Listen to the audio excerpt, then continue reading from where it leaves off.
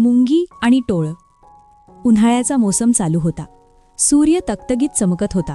फुले उमलली होती आणि सगळीकडे हिरव्या गार चादर पसरली होती.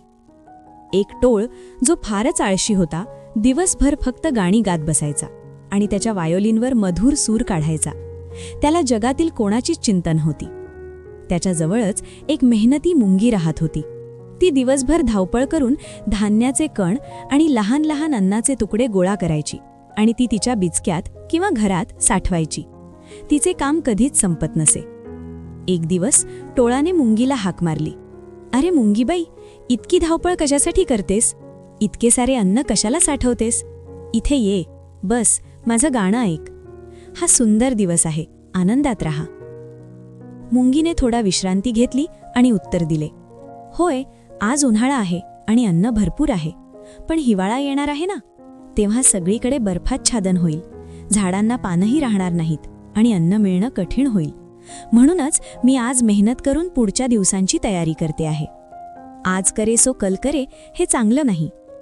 टोळाने हसत हसत डोके हलवलं आणि म्हणाला, "उद्याचा विचार उद्या करूया, आज तर जगूया." आणि तो पुन्हा एकदा गाण्यात रमला. ऋतू बदलले. उन्हाळा संपला, पावसाळा आला आणि नंतर शीत ऋतूची सुरुवात झाली. झाडांची पानं गळून पडली, हवा थंड झाली आणि शेवटी जोरदार बर्फवृष्टी सुरू झाली. सगळीकडे पांढऱ्या बर्फाने झाकलं गेलं. आता टोळाची परिस्थिती बदलली होती. तो कडाक्याच्या थंडीत कापत होता. गाणं गाण्याची इच्छाही उरली नव्हती. सगळीकडे फक्त बर्फच दिसत होतं. खायला एक तृण देखील उपलब्ध नव्हतं. त्याला भूक लागली होती आणि थंडीही सहन होत नव्हती.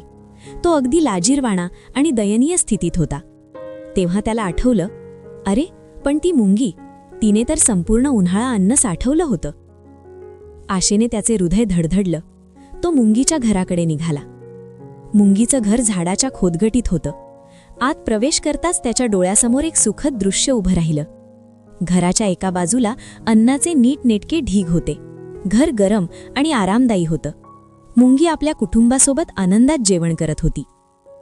टोळाने लाजत डोके खाली घातलं आणि कुजबुजला, "मुंगीबाई, मला माफ करा. तुम्ही बरोबर होता. मी उन्हाळ्यात फक्त गाणी गात बसलो आणि तुम्ही पुढच्या दिवसाचा विचार करून मेहनत केलीत. आता मला खूप भूक लागली आहे आणि थंडीही भेडसावते आहे. कृपया तुमच्या साठ्यातून मला थोडंसं अन्न देऊ शकाल का?" मुंगीने टोळाकडे पाहिलं. तिचं हृदय दयेने भरून आलं. पण तिने त्याला एक महत्त्वाचा धडा शिकवण्याचा निर्णय घेतला. ती म्हणाली, "टोळा, मी तुला अन्न देईन, कारण मदत करणं हे चांगलं असतं. पण तुला एक गोष्ट समजून घेणं आवश्यक आहे. जीवनात फक्त गाणी आणि मौजमजा नसते. पुढचा विचार करून आज मेहनत करणं आणि तयारीत राहणं हेही तितकंच महत्त्वाचं असतं. उन्हाळ्यात तू मेहनत केली असतीस तर हिवाळ्यात तुला ही यातना भोगावी लागली नसती." असं म्हणून मुंगीने टोळाला अन्न दिलं. त्या दिवसापासून टोळाने आपला आळस सोडला. पुढील उन्हाळ्यापासून तोही मुंगीप्रमाणे मेहनत करू लागला आणि पुढच्या दिवसाची तयारी करू लागला. शिकवण: आजचं काम उद्यावर ढकलू नका. पुढच्या दिवसाचा विचार करून आज मेहनत करणं आणि तयारीत राहणं हेच शहाणपणाचं लक्षण आहे.